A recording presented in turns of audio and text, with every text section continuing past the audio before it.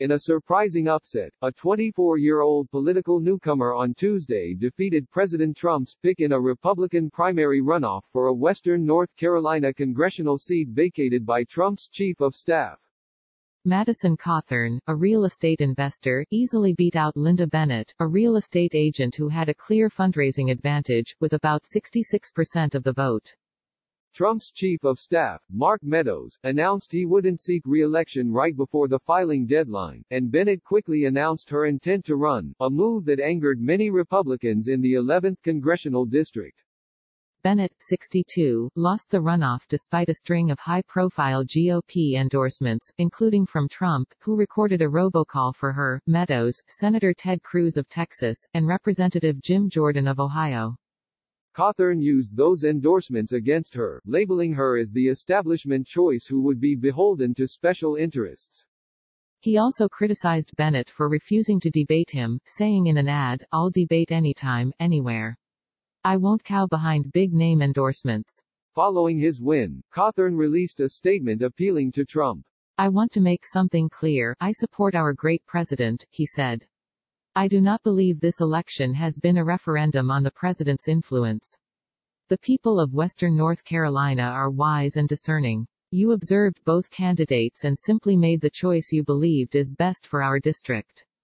I look forward to fighting alongside our president after I'm elected in November."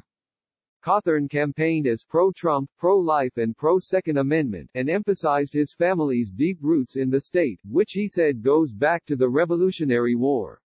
"I'm a millennial. I represent an emerging generation of Americans who are tomorrow's leaders, most of whom think that Republicans don't care about the disenfranchised, the hurting and those less fortunate. But nothing could be farther from the truth," Cawthorn said in a campaign video.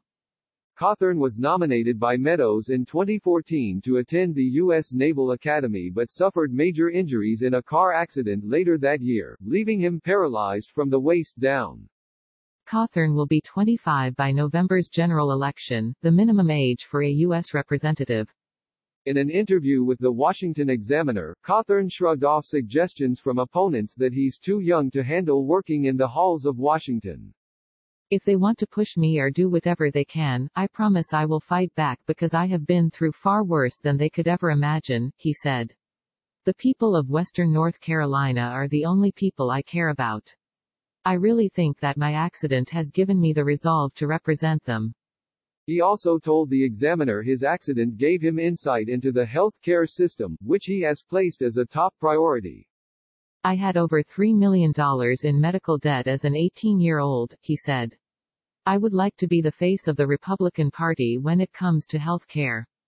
Bennett took first place in the March 3 primary but didn't win by a large enough margin to avoid a runoff.